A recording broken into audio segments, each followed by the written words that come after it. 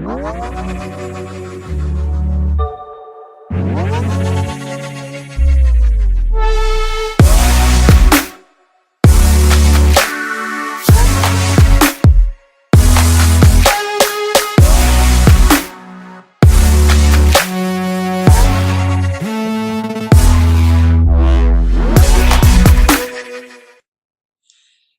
welcome to the Cardo Advisor video podcast. We hope you have a wonderful week.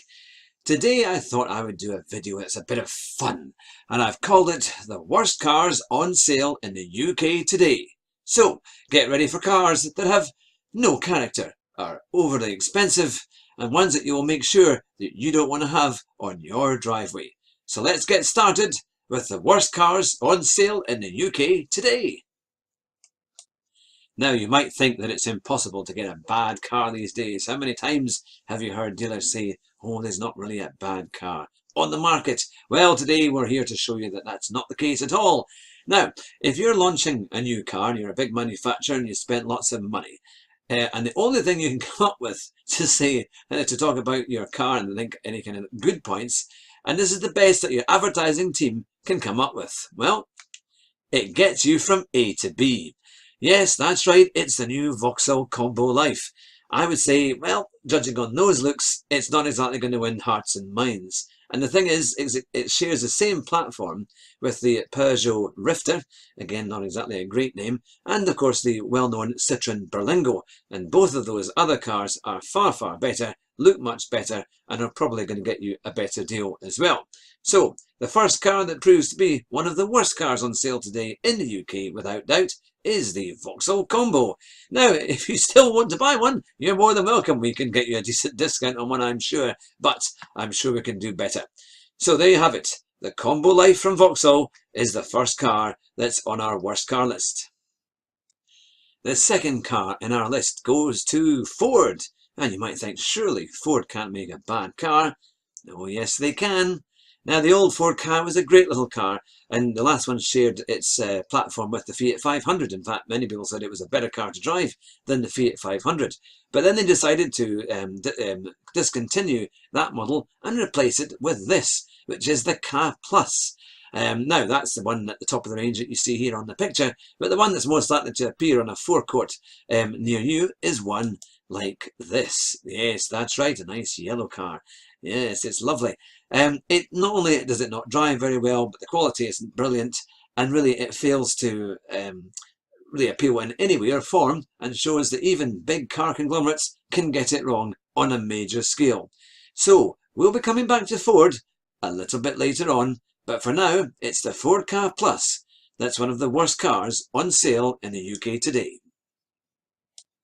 Now we're back to Vauxhall again, and it's the Mokka X. They've actually dropped the standard Mokka, and this is the only one available, and I think it will probably be phased out over the next year or so. But the Mokka's been very popular for a number of years, but we just can't see why. Certainly here at Cardo Advisor, we think it's one of the worst cars we've ever driven. In fact, how many times it's been on a rental forecourt when we've been driving somewhere, and we've had one for a couple of days, and it's been pretty awful.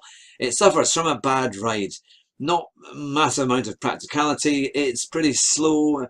The economy is pretty bad, and if you get it in the wrong colour, it looks really naff. So definitely the Vauxhall Mokka is one of the worst cars ever made. I mean, basically it used to be a Chevrolet Trax, that's what it was based on, and they dropped that when Chevrolet pulled out of Europe. It was that bad, and the Mokka really isn't much better. And the thing is, you can get far better cars from Vauxhall.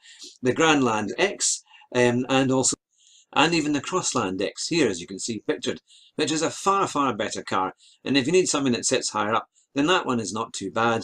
And the Grandland X is like a mini SUV as well, and it's quite popular and is decent discounts and is better in every way than the quite horrid Vauxhall Mokka. So for now, we'll leave Vauxhall and we'll see what we can come back with. Here we are, the Ford EcoSport. Now, it has just been updated recently, and you can see it looks a little bit better and a slightly better interior if we look to some of the pictures down here. But if you get into the real car, you'll find that it's still pretty much similar to the original, which means a low quality, very cheap plastics everywhere, and again, not particularly great on fuel, handling that's absolutely horrid, a ride quality that's not that great either, and really it's an absolutely awful car, and you've got to wonder what we're Ford thinking. But you see, this is not Ford Europe, this is Ford bringing in cars from other parts of the world where the demands are slightly different and cars are not quite up to the same standards as European ones. Because if you look at things like the Ford Focus, which is a brilliant car, and it is the absolute opposite of the Ford EcoSport. So whatever the PCP deal is, whatever the APR rate is, whatever kind of financial incentive they'll try and say is enough to make you buy one of these cars, at Cardo Advisor we would say avoid at all costs. It's definitely one of the worst cars on sale in the UK today. Well, now we're going to cross the channel and venture over to Renault in France. Now, Renault have some fantastic cars and have a brilliant reputation for making really good small cars in things like the Clio and also things like the Megane RS, which is a phenomenal car. And they've had lots of history with the Renault Grand Scenic, making it one of the first MPVs available in Europe, and it has a great reputation. But this, however, the Renault Captur, isn't one of them. In fact, I would say it's not a great attempt at even a small SUV. I remember driving it at a company event a few years ago, and when the chap came back to say what I thought of it, I said it really wasn't great at all. Now, it doesn't have an awful lot of boot space, the rear legroom isn't great, the driving experience is okay, it's incredibly mundane. Probably the only advantage to having one of these cars is that it sits relatively higher up from a normal car, but really apart from that, it's not very nice.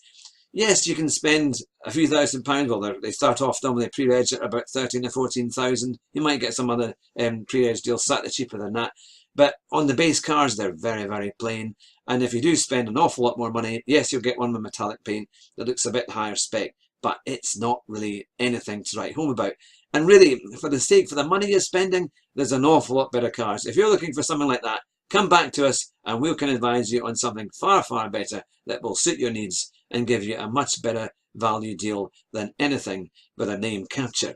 And when you think about it, the only good things that What Car could write about it is it undercuts most rivals on purchase price and it offers some of the lowest CO2 emissions in its class. Well, if that's all they can say that's good about it, well, it's not brilliant. You may as well buy a Dacia, and that's owned by Renault and is far, far better anyway. So, let's go to the next car, but the Renault Captur is certainly one of the worst cars on sale in the UK today. Now, this is probably going to be the most controversial car that we have in the video today. It's the new Suzuki Jimny. Now, I know that one of my colleagues, Jonathan Sutherland, will be jumping around saying, how can you call Suzuki Jimny the worst car on sale in Europe or in the UK today? Well, I can just tell you right now. Look at the price. It's actually a very small car, and the thing is, although it looks, maybe slightly better than its predecessor, it doesn't drive that well. Yes, it's very good on road, but at that kind of money, at £15,500, I would say it's a tad expensive. And to be fair, most of the cars coming into the UK today have got lots of options on them, which means that you're highly unlikely to find one for anywhere near the price there of £15,500, closer to 18, if not 19 or even 20,000. And for that money, you're much better off getting a Dacia Duster. It's cheaper, it's better to run, residuals are good, although obviously residuals are pretty solid on the Jimny, but I mean, you can do a lot better. It's kind of like a kind of miniaturized car. That's something that, it's like a toy car you used to have when you had your Action Man or something like that. But really, in today's age, cars are so much better. And the fact that these things really don't handle well at all. So on the road, they can actually be quite dangerous. You've really got to drive them with quite care and attention to make sure that you don't have an incident, because they're really not much better than the old ones. So I would say it's maybe controversial, but the Suzuki Jimny is definitely one to avoid and one of the worst cars on sale in the UK today. And here we are, it's back over to France with the Peugeot 2008 SUV. Well, it's about as sporting as it looks, and that's not very. Plus it has a very cheap interior. It's pretty expensive, look at that, £17,730 for the entry-level car. Now you might say, well, that's probably similar to other cars in its class, but yeah, it's just not great. I think these very, very small SUVs really fail to hit the mark. They're overpriced, they're not very good, and you'd be much better buying off their hatchback comparisons. For example, a 308 won't probably be a lot cheaper, and you actually get a pretty decent pre-reg car, and a far better car to drive, better economy, nicer to look at, and just as practical. And if all you need is a little bit of height, then go for a second-hand 3008, and you'll probably get a far better car overall. In fact, the new 3008 is a brilliant car, and they're now becoming they're a lot more affordable than they were as they've been out for a year or two. So I would definitely recommend a 3008 instead of a 2008. There's really not much to say about it. It was an old design. It's kind of been updated a bit, but it really isn't great, and you can do so much better. So the 2008, you've guessed it, it's one of the worst cars on sale in the UK today. So there you have it.